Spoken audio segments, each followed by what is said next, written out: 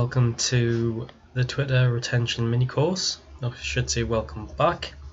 This is lesson 3, and today we're going to look at profile evaluation. This will follow on slightly from yesterday's topic, which was about things like your Twitter follower-following ratio. So we will touch a little bit on that today. We're also going to be talking about the other elements of a profile. Right, so we're going to start with a follower ratio evaluation and some correction suggestions. It's a bit of a mouthful. Okay, so this is what I want you to do. I want you to look at the questions. I want you to look at the second answer and what the possible solution is. So if we look at question 1, do you have over 100 followers? If yes, no problem. But if no, I want you to refer to the Twitterverse ebook and go through that in more detail. Question 2, do you have more followers than you are following? So if you think back to yesterday's examples, there was one where the guy had around about 400-ish and was following maybe 150. I can't remember exactly, but if I was speaking to that person, do you have more followers than you're following? They would say yes, and they can then reduce followers. But this is where the tricky part comes in, because I'm going to explain something. Is the difference 200 or 300 or less? So if we use that example again, of the person who had about 400 and were following about 150. So that's roughly 200-300. Maybe he would fall into that category. So he would say yes to a certain degree. So if there is only about 200 or 300 difference, I would suggest you could probably use the account you're currently working with, but you are going to have to reduce it. I'll explain why there might be a need to change and create a new account afterwards. Because the last one is the difference more than 500 people? And my suggestion for that would be create a new account. And I'll explain why. But you still might want to do this if you have a few hundred more difference as well. So, next slide. In this situation, you need to reduce your following count to rebalance the ratio. And if you recall yesterday's lesson, we're looking to have a right side heavy ratio, i.e. you have more people following you than accounts you are following. And it only works really if you have about 200 or 300 at the most. Twitter does not like what it considers spam activity. If it thinks that you are following too many people or unfollowing too many people, it'll flag you because it doesn't like the activity. And it's to do with, I would say, probably bad practice on some people's behalf, i.e. people what they used to do is they would get very large following counts by following huge amounts of people. Those people would follow them back and then they would quickly unfollow them. It was a renowned activity for a long time. So Twitter clamped down on it, and they're no longer happy with that sort of activity. So you have to be careful that if you are reducing the amount of people you follow, you have to do it gradually. So I would suggest 20 to 30 a day, maybe 50 pushing it, but no more than that. So you might want to do it over the course of a week or two. If you are really adamant you want to keep your account and you have quite a lot more following than follow you, just make sure that you do not go over the 50 a day. Again, I would suggest 20 to 30 at the most. So, as you can tell, if you have a monstrous thousands kind of difference, it probably is just better to start a new account. The amount of time it would take to get that ratio rebalanced just isn't logical. It's not as bad as you think. If it might be a good thing to start a new account. You can start from fresh. You can concentrate on the important stuff from the beginning rather than trying to correct old mistakes. And then just use that account as a personal one. That would be my suggestion, but it's not a you have to do it. Just a suggestion, and I'm more than happy to talk to people on an individual basis if you're confused as to whether you should do it. So again, the reminder that you can read the Twitterverse guide, the ebook that I uploaded, which talks more about how you can get more followers.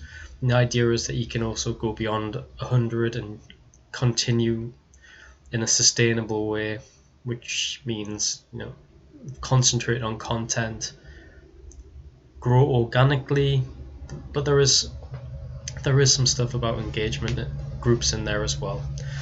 We will be working on increasing your followers during the course, so it is a part of this course. Okay, so I want everyone to look at something. This is my old profile. This is one I believe I had, when did I have this? This is probably from March this year, because I only started my account at the end of January. I can't even speak. But I didn't start posting it until the 2nd of February. So this is what it was. This is what it looked like at the time. This top image here. I had a website that I was trying to brand. That was my original intention. I wanted to be a affiliate marketing sort of account. As you can tell, I also wanted people to know I was a content and copywriter, that I did business consultancy. I was an affiliate marketer, making money online. Everyone can do it. That was what I thought my bio was going to be. I had my branding for the website at the top, and I had this sort of a non-profile picture. And at that time, I suppose I did have a slightly more right side balance, 107. But I remember distinctly that I originally had sort of about 150 people I was following, and I struggled for quite a long time to get up to 100. It took a good long while.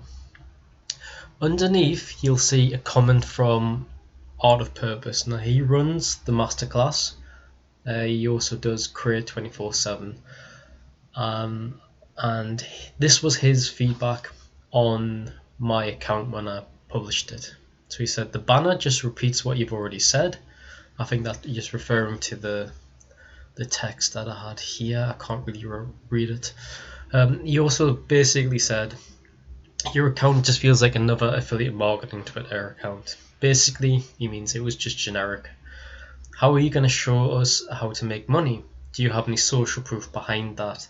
Now, this is an important point. So that's back then, and this is me today. So obviously a right side heavy following count. Everything's changed now. I haven't tried to brand at all. I got rid of that website as well. It just wasn't working. I was trying to knock a round peg through a square hole. I changed my name to something I thought suited the direction I eventually started going in, which is more to do with productivity, and I'm moving further and further, closer and closer towards consultancy and coaching. That's my trajectory, and this is kind of a better reflection of where that's going. I now have a picture of my face, for better or for worse. That's my face, and a simple banner which plays into the whole productivity aspect. This underneath is something that Tweet Hunter does, where you can update your most recent followers, which I thought's quite nice.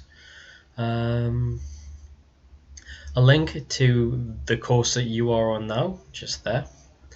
And then the bio doesn't really have what you would call social proof, but what it does talk about is what I'm doing now. And what I'm doing now is what you maybe call building in public. This does attract people when they hover over you. So I'll explain that probably in a bit more detail either in this recording or in a subsequent one. But there you can see the sort of progression from one place to another, and it also shows you the benefits of getting a pair of expert eyes on your account, because you will need to iterate a few times. For the sake of this course, I'm only going to put people on a good basic footing. I don't consider myself an expert in this. There are people with more experience, a bigger audience, and a lot of them have iterated several times. So when this course concludes, we'll discuss everyone's options individually about what will suit them the best. But for our purposes, we're just going to have something that looks a bit like this, which is what we need to get going and let people know who we are and why we have a form of authority about what we're talking about. Okay, so again, I'll go into a few bullet points about profile. So a decent profile picture, if you're going with an anonymous account, it's still better to use a head or face. I'll be honest, I don't understand why, but branded accounts which is with font, they don't work as well, and for some reason it doesn't help growth. Why? I'm not 100% sure, but for some reason having a face of some description is the better way to grow. A personal account, you should get a decent headshot that's memorable. Quite a lot of people are doing the one where it's got a colourful background, and I think that looks nice. They are the sort of headshots that of accounts that do tend to do well, as long as they're distinctive, as long as they stick in the memory. The bio, it should contain your niche, a USP if possible, and social proof. So technically, my bio doesn't particularly have any social proof, but what it is showing is what I'm currently up to. So that works just as well as social proof. The more successful, bigger accounts will say things like current company is making 1 million annual recurring revenue, or they might say monthly, or they might say how much money they're earning, or alternatively they could say what their aspiration is, which works well for newer accounts. It has to have some sort of proof of what you're doing or proof of what you've done, because people want competency, they want authority, they want to know that you are going in a direction, and they're probably looking at you because they want to go in that direction. Now you can see how the things start to connect together. So a banner that ties it all together, and unlike my previous one, it can't just repeat the bio, it needs to complement it. Banners are a bit of a strange one, because sometimes I've seen banners which are absolutely perfect and there's virtually nothing on them. I've seen extremely busy ones and they're very good. It really should almost reflect it can reflect your personality. If you're good with design, a banner is a great way to tie everything together. But that's the thing it has to do. It has to tie in and complement everything. And a lot like your profile picture, stick in the memory. But the banner is the last thing people will probably see. Your profile picture and your bio is what they'll see when they hover over. So they're the ones you have to get right first. I wouldn't stress too much over this though. We're going to cover this in more detail now. When the course ends, when we'll decide what you want to do next. I think that as long as we can get you all into a position where you have something where people can identify what you're doing, by hovering over, that's going to help get more people onto your page, and then we'll look at things like creating good content and all the things afterwards. So that's it. It's a fairly short lesson again. I want you to go across to the action sheet, so we're going to have a quick look at that. And okay, so for this lesson we're going to be looking at reducing the followers on your current account or starting a new one. that is only a suggestion, and if you want to talk about it in more direct details, we can talk about it on the community page or via direct message. I'm happy to help people make a decision about which way to go on this. There is no wrong answer. I just think that the amount of work sometimes to get the follower, how many accounts you're following down, it's almost like too much hard work. So I would like you to think about your bio picture, your banner, and also your bio. Do they need work? Do you think there's some tweaks you can make? Are you explicitly able to look at that snapshot and say, okay, this is what this person does? That's the key thing. We need to keep it focused, but we need to promote authority. And again, this is something we can work on this week, which is the advantage of having quite a small opening group. We'll get to everyone if they want to have some pointers and some critique. The one thing I do also want you to do is to start to look for bigger accounts, for inspiration, but you also need to potentially follow them. And what you're going to start looking at as well when we start talking about engagement, we'll need to have some accounts to work towards, and we'll also need to try and get their audience. So that's one of the big tricks about growing on Twitter. You find a bigger account or even a medium account or people within your niche. The people that follow them, that's the audience that you want. And they're the people, when you make a comment, they'll look at your bio pic, they'll look at your bio, and they'll go, okay, this guy or this girl, I like what they're saying. I believe that they would be a good account to follow.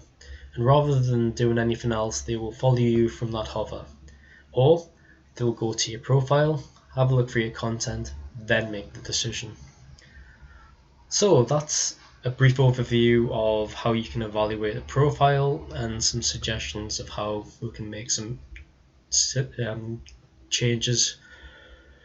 And that's it. I'll get this up as soon as possible and we can discuss profiles in more detail. Okay, that's it for this lesson. Over and out.